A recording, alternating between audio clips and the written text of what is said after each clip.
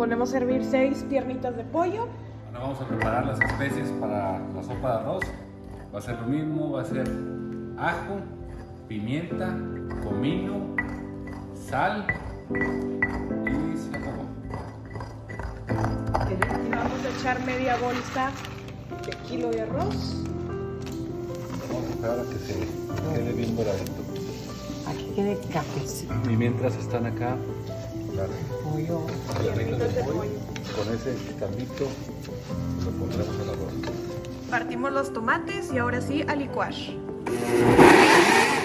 Vamos a echar Luego nos hacemos el